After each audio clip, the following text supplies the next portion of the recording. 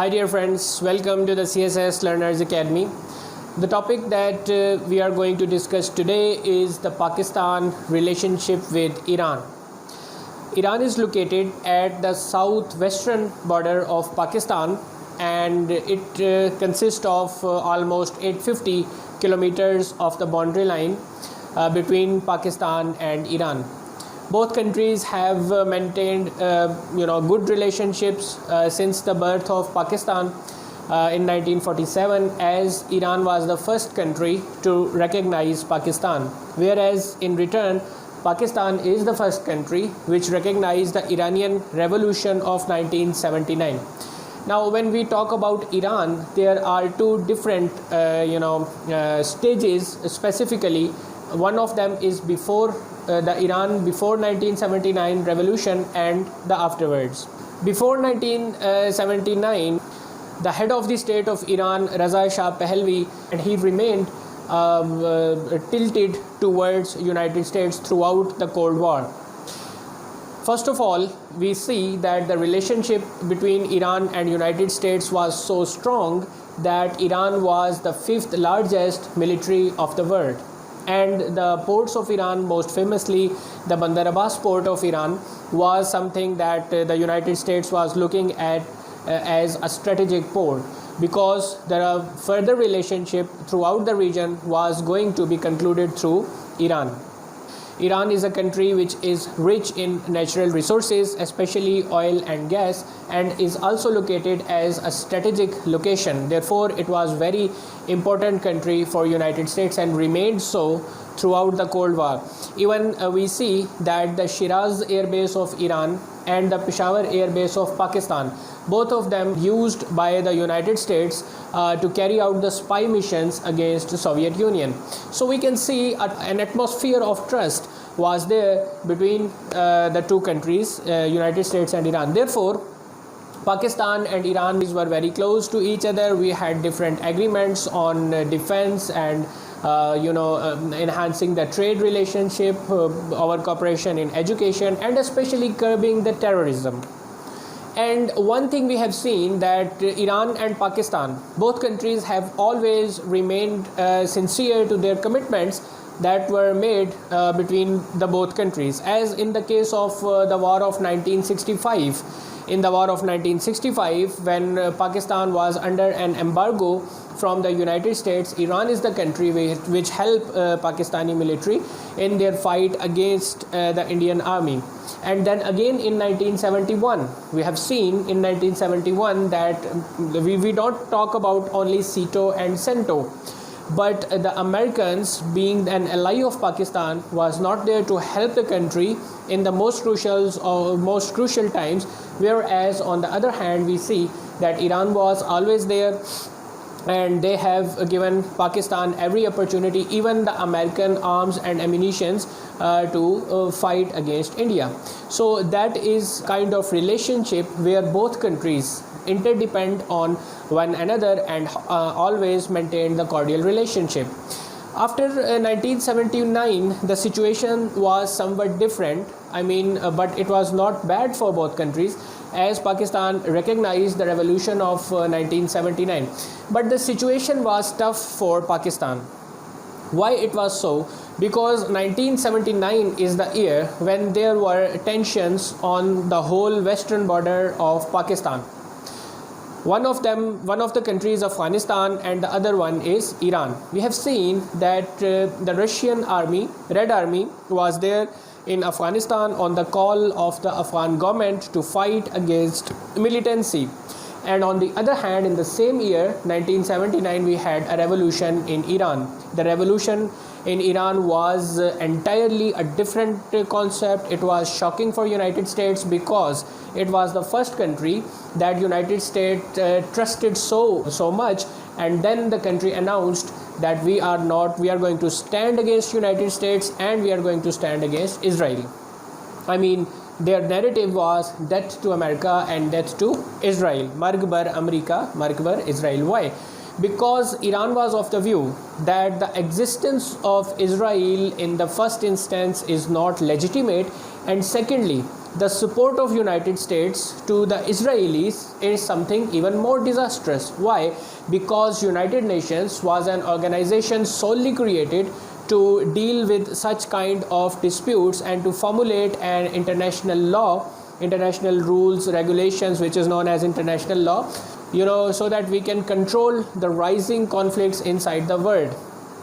Obviously, no one wanted to repeat what happened in World War II or in the First World War. But here in the case of Israel, it was pretty evident that Israel was breaking all the international rules, international laws, norms and values, but it was getting continuous support from United States. So the presence of Israel itself inside Middle East was something alarming for the countries, for all the Muslim countries, but how Israel occupied the land of Palestinian people and round about 7 lakh people were displaced, and then there was the formation or the foundation of a state which is known as Israel. So that remained a conflict always since the birth of Iranian Revolution, the modern Iran. We have seen that a conflicting nature of relationship between Israel and Iran was there. So here in Pakistan, the situation obviously was very, changed dramatically. Why? Because now Pakistan, as an ally of United States, Pakistan was taken into account when they launched an operation, a joint operation inside Afghanistan. That operation is known as Operation Cyclone. It was named after the then CIA director Bill Cyclone. Operation Cyclone was based at a narrative that both countries, America and Pakistan, and especially the intelligence agencies of the country, should help out in a proxy war against the Red Army inside Afghanistan. The regular armies could not have been there to fight, therefore they decided to involve in a proxy war. Now proxies all around the world, there is a simple concept that we need some kind of ideology for proxies to be successful, and that ideology was Islam. But what kind of Islam? Now we were seeing a different kind of Islam in Saudi Arabia, Arab countries, especially Saudi Arabia, and there was another Islam which was being chanted by the Iranian Revolution. So there was a kind of a triangle like Pakistan, Saudi Arabia and US, which were training the militants and fighting inside Afghanistan. So obviously now Iran was totally against Saudi Arabia and United States. So there were two blocks and Pakistan was like sandwiched between both of them, and the situation has not pretty much changed until this moment. However, after 1979, we see that the relationship was soured because there was a war in 1980, which is known as Iran-Iraq War, and it lasted for 8 years. America was never going to accept Iranian Revolution, and they never did. But somehow Iranian have survived the American pressure, whether it was economic pressure or psychological pressure, strategically, militarily. I mean, Iran has been hit in all the possible ways, but they stood against the United States, and now they are standing pretty strongly against the United States' aggressive policies. But at that time in 1979, Iran was a weak country, so it was directly engaged into a war with Iraq. The countries supporting Iraq were the Arabian countries, United States, UK, and even chemical weapons were being used against the Iranian people. But Iran survived in this war. In the war of 1980s, the most important point that we need to discuss here is the creation of GCC, the Gulf Cooperation Council. In the Gulf Cooperation Council, they demanded that Pakistan should allocate some troops to the Gulf Cooperation Council. Now that council was formed as a body of Arabian countries who were fighting Iran directly, and Pakistan had no other option because we were involved in the Operation Cyclone inside Afghanistan, where we needed Arabian countries. Therefore it was a kind of circle, and Pakistan had to allocate some 40,000 troops to the Gulf Cooperation Council. Obviously, this was not good. This was not taken as a positive step inside Iran, and it negatively influenced the relationship between both countries. After the war of 1988, we see that in 88 Iran-Iraq war was over, as the war inside Afghanistan was over as well. Their strategy was to stand on their own economically, to get economically independent. So Iran was moving further towards that goal, whereas the militants inside Afghanistan, they were all on their own, because United States left Afghanistan as soon as the Russians do, and then the militants, the Al-Qaeda, who were now trained and were experienced warlords, they were left there. So they tried to capture the government. It started in 1990s, and ultimately they succeeded in 1996. In 1996, Taliban formed their own government inside Afghanistan with the name of Emirates of Afghanistan. Now, how the formation of the government of Taliban changed the scenario once again. When Taliban were there in power, they started their atrocities against the Northern Alliance. Now, if you divide Afghanistan into two parts with respect to the militancy, you will see that there is a Northern Afghanistan and there is a Southern Afghanistan.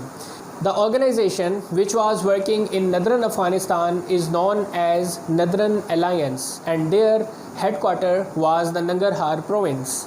Whereas the militants who were fighting in Southern Afghanistan, they were known as Al-Qaeda and later on Taliban, and their headquarters was the province of Kandahar.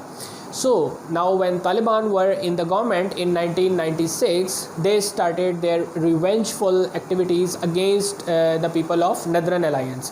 Northern Alliance had the support of Iran, Russia and some other Central Asian states. That's why there was again a kind of contention between Pakistan and Iran, because it was widely speculated that Taliban are supported by Pakistan. So the clashes inside Afghanistan were directly linked to Pakistan and Iran, and it soared the relationship even further.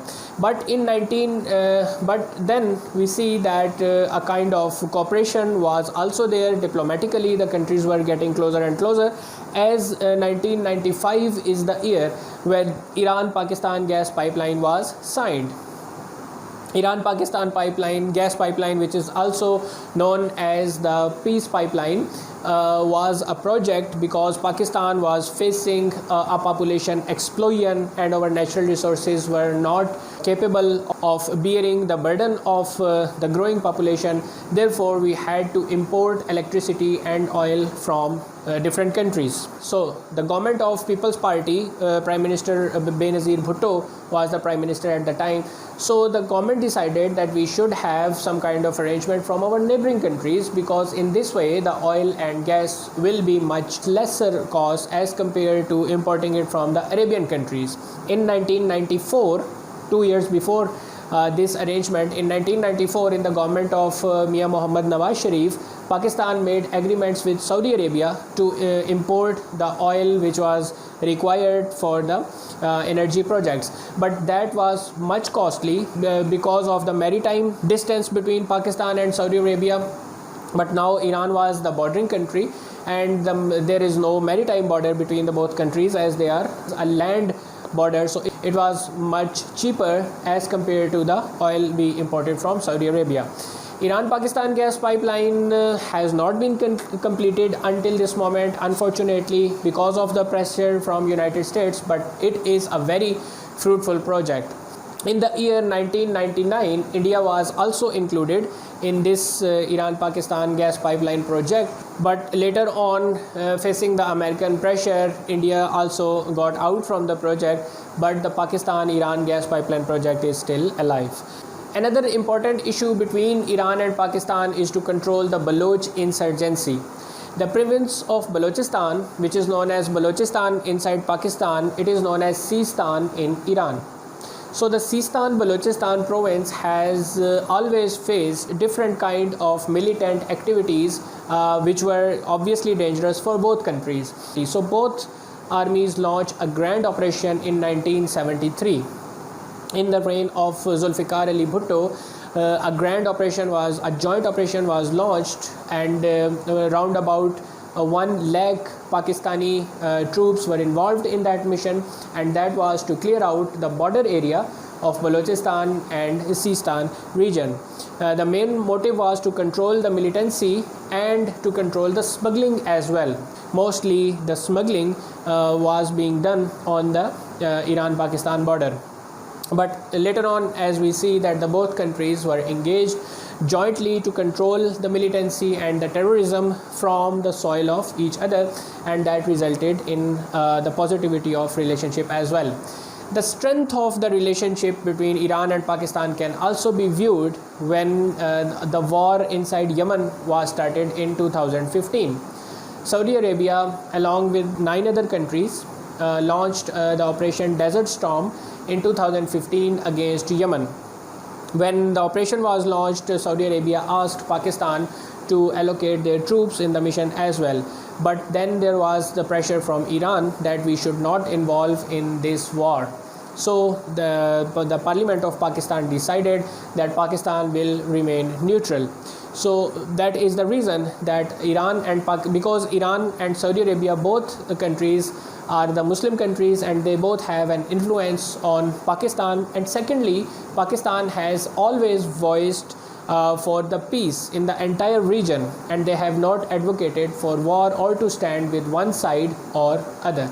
In the current government of PTI, we see that the relationship is even getting better, as the Prime Minister Imran Khan have visited Iran. The Foreign Minister Shah Mahmood Qureshi have also visited Iran 2 times until this moment, and we have signed plenty of agreements with Iran. Iran support Pakistan position on Kashmir. It is very evident that despite being pressure from India, Iran has always raised concern in whatever is happening in the Indian occupied Kashmir, and they have given very strong statements against the Indian narrative of Kashmir being an integral part of India. Even in the last session of United Nations in September last year, Iran, Turkey and Malaysia were the 3 countries who strongly supported the Pakistani claims on Kashmir.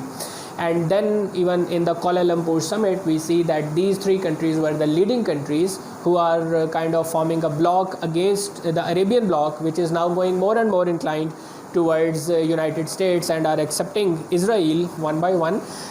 So the other bloc, the Iranian bloc, which contains Turkey and Malaysia and several other Muslim countries, is standing with Pakistan on the issue of Kashmir. So that is another positive aspect of the relationship between the both countries. So as Iran support Pakistan on Kashmir, Pakistan also support Iran on the international forums, especially with relation to the Iran nuclear deal, which is known as the JCPOA, Joint Comprehensive Plan of Action. United States has unilaterally get out of the deal, but other countries, the other partners of the deal, are still there, and Pakistan stand with the Iranian position in the JCPOA. So the next important thing is what should be the future of these relationship, or what can we forecast keeping in view the current situation. I think that the relationship will get better because now China and Iran are inclined with one another after the massive Chinese investment of $400 billion inside Iran. And China and Pakistan are both, they are the friendly countries. And so what I can see here is that the relationship with Iran and Pakistan will grow further.